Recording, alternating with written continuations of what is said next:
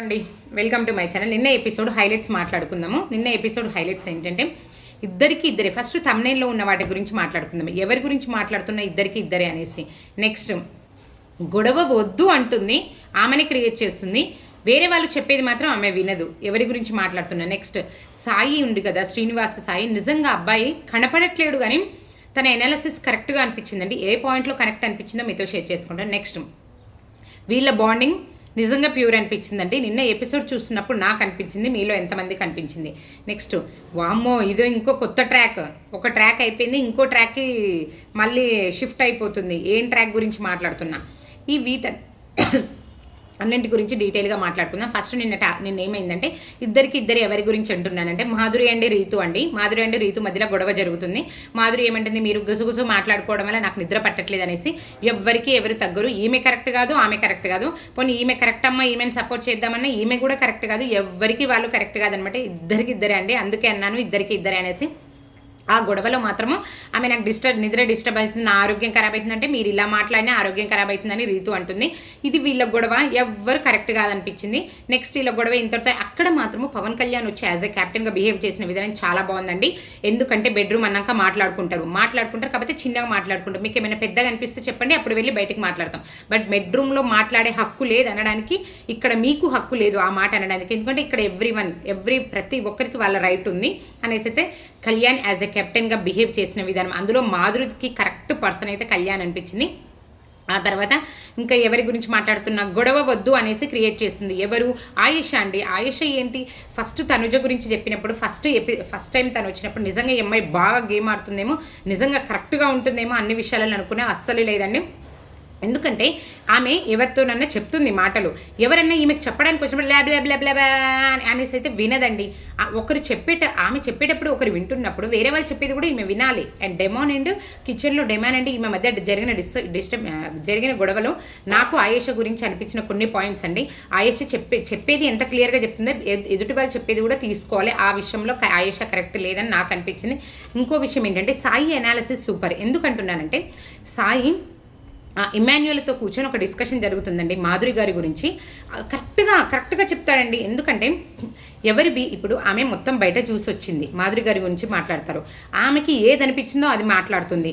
ఆమె ఇది మాట్లాడాలా వద్దా అనేసి రాలేదు. ఆమె లోపలే బయట చూసి వచ్చింది కాబట్టి ప్రతి ఒక్కరి మీద ఒక ఒపీనియన్ ఏర్పరచుకొని వచ్చింది.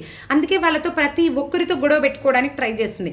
మాతోని వైల్డ్ కార్డ్స్తో ఎందుకు గొడవ పెట్టుకోవట్లేదు? మా మీద ఏమీ ఒపీనియన్ ఫామ్ అవ్వలేదు, ఎందుకంటే మమ్మల్ని చూడలేదు ఆమె.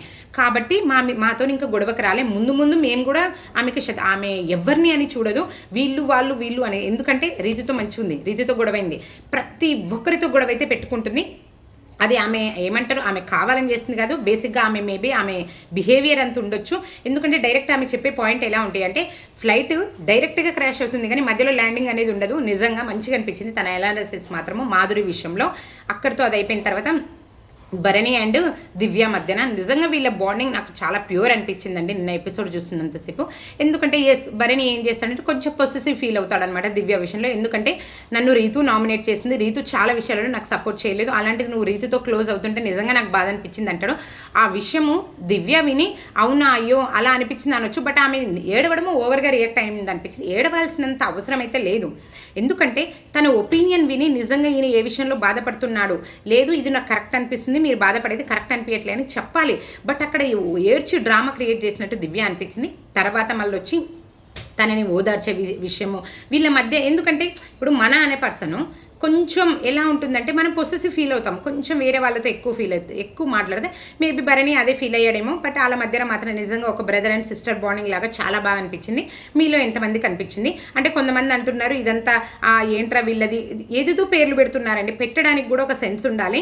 నిజంగా చెప్పాలంటే వాళ్ళ బాండింగ్, వాళ్ళు బ్రదర్ అండ్ సిస్టర్ లాగా వచ్చిరు, లేకపోతే as a father and daughter A relation అయినా వీళ్ళు మాట్లాడే విధానం మాత్రం వేరేలాగా మాట్లాడుతున్నారు. నిజంగా చూసే పచ్చకామర్లు ఉన్న వాళ్ళకి లోకమంతా పచ్చగా కనిపిస్తుంది అంటారు. నిజంగా నాకు కూడా అని అనిపించింది.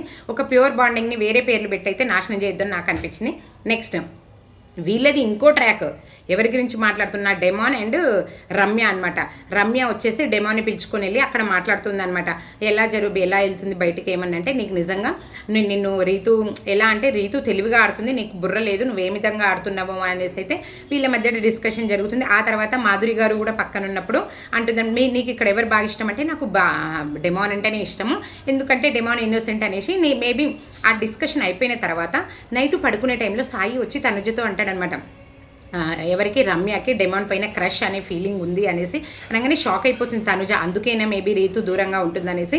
ఏం జరుగుతుందో నాకు అర్థం కావట్లేదు, ఏం జరగబోతుందో అర్థం కావట్లేదు. ఇక్కడ రీతు అండ్ పవన్ యొక్క బాండింగ్, ఇక్కడ రమ్య అండ్ పవన్. ఆ తర్వాత డైరెక్ట్గా అడుగుతుంది రమ్య, ఏంటి మీ ఇద్దరి మధ్య నువ్వేమైనా ఇష్టపడుతున్నావు అంటే, లేదు ఇష్టం కాదు, అది కొంచెం అఫెక్షన్ ఫీలింగ్ అంటే చూడడానికి అలా లేదు, ఇష్టంగా నిజంగా ఇష్టపడుతున్నావు అనేసి. అలా అయితే మొత్తానికైతే జరుగుతుంది. మేబీ రమ్య కూడా డెమాన్ ఇష్టపడుతుంది. ఏముందబ్బా ఆ డెమాన్ దగ్గర, నిజంగా నాకు అసలు అర్థం కావట్లేదు. అందరూ వెళ్ళి అబ్బాయి వెనకాల పడుతున్నారు. అక్కడితో అది అయిపోయిన తర్వాత ఆ తర్వాత అయితే ఇంకా నెక్స్ట్ ఏమవుతుందంటే బాత్రూంలో డిస్కషన్ అనమాట. ఎవరి మధ్య, రీతు అండ్ డెమాన్ మధ్యలో డిస్కషన్ ఏంటంటే, నువ్వు మాధురి గారు మీతో చెప్పారంట కదా, నువ్వు నాతో 1 వీక్ మొత్తం మాట్లాడకపోతే నిన్ను నామినేషన్ నుండి సేవ్ చేస్తా అనేసి అని రీతు డెమాన్ అడుగుతుంది. ఎస్ నాతో మాట్లాడిందంటే నువ్వేం చెప్పావంటే, నువ్వు ఇమాన్యుయల్ అని అడగంటే నువ్వేవి చెప్పవనేసి ఈమె ఫీల్ అవుతుంది.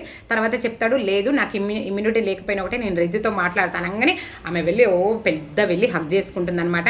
ఇంకా హగ్ చేసుకున్న తర్వాత అబ్బాయి తలకాయ పట్టుకొని ఏంటో కలికాలం అంటాడు. నిజంగా కలికాలమే అండి. అక్కడ ఏం జరుగుతుందో అర్థం కావట్లేదు. ఇంకా ఏం జరగబోతుందో కూడా ఇంట్రెస్టింగ్గా ఉంటుంది అనిపిస్తుంది. ఎందుకంటే ట్రయాంగిల్ లవ్ స్టోరీ జరుగుతుంది ఇక్కడ రమ్య, రీతు అండ్ పవన్ మధ్యలో. ఏది కరెక్టు ఏది రాంగు, ఎవరి మధ్య ఏంది నిజంగా ఉందనేది తెలీదు. ఆ తర్వాత టాస్క్ జరుగుతుందనమాట. టాస్క్ ఏంటంటే, బాల్ ఉంది కదా, ఆ బాల్ని గోల్ పోస్ట్లో వేయాలన్నమాట. అలా 2 టీమ్స్ ఫామ్ అవుతాయి. ఫస్ట్ టీం ఎవరంటే వైల్డ్ కార్డ్స్ అంతా కలిపి ఒక టీము, నెక్స్ట్ టీం ఎవరంటే ఓల్డ్ కంటెస్టెంట్స్ ఉన్నారు కదా వాళ్ళు ఒక టీము. ఈ ఓల్డ్ కంటెస్టెంట్స్ ఎలా ఏర్పడతారంటే, ఈ వైల్డ్ కార్డ్స్ అంతా కలిసి వీళ్ళు 5 మెంబర్స్ని సెలెక్ట్ చేసుకోవాలన్నమాట. సో వీళ్ళంతా కలిసి వీక్ కంటెస్టెంట్స్ ఎవరున్నారనేసి చూస్తారు. ఆల్మోస్ట్ అందరు లేడీస్ని, ఒక భరణి అండ్ సుమన్ శెట్టి, సంజన, తనుజ అండ్ దివ్య మొత్తం 5 మెంబర్స్ని సెలెక్ట్ చేసుకుంటారు. ఎందుకంటే వాళ్ళకు కూడా గేమ్ ఈజీగా ఉండాలి కాబట్టి. అలా మొత్తం అయితే గోల్ పోస్ట్ టాస్క్ అయితే జరుగుతుంది. బాల్ని ఏమంటారు గోల్ పోస్ట్ ఉంటుంది కదా, అందులో బాల్ని వేయాలన్నమాట. అలా అయితే ఈ టాస్క్ మొత్తంలో అయితే వైల్డ్ కార్డ్స్ విన్ అవుతారనమాట. వైల్డ్ కార్డ్స్ విన్ అయిన గోల్ వేసిన ప్రతిసారి ఆపోజిట్ టీంలో నుండి ఒక్కొక్క పర్సన్ని ఎలిమినేట్ చేయాలి. అలా ఫస్ట్ వాళ్ళు భరణి, తర్వాత దివ్య, ఆ తర్వాత సంజన, తర్వాత తనుజని ఎలిమినేట్ చేస్తారు. లాస్ట్కు సుమన్ శెట్టి మిగులుతాడనమాట. సో మొత్తం క్యాప్టెన్సీ కంటెండర్లు ఎంతమంది అంటే wild cards plus Suman Shetty, వీళ్ళంతా క్యాప్టెన్సీ కంటెండర్లు అనమాట. ఇక్కడైతే గొడవ జరుగుతుంది తనుజ అండ్ గౌరవ్ మధ్యలో. తనుజ ఏంటంటే నన్ను పుష్ చేశాడు అనేసి, గౌరవ్ ఏమంటే లేదు అది డిఫెండింగ్ అంటారు. అది నిజంగా డిఫెండింగే, ఎందుకంటే కరెక్ట్గా పుష్ చేయడం, ఎందుకంటే ఆయన చేతిలో బాల్ ఉంది కాబట్టి ఆయన డిఫెండింగ్ బాడీతోనే చేసుకోవాలి కాబట్టి అది బాడీ చేసే టైంలో పుషింగ్ లాగా అనిపించింది. అండ్ ఇది నిన్నటి ఎపిసోడ్ హైలైట్స్. ఇంకేమైనా ఇంట్రెస్టింగ్ అప్డేట్స్ ఉంటే మీతో షేర్ చేసుకుంటాను. Thank you for watching. Bye bye.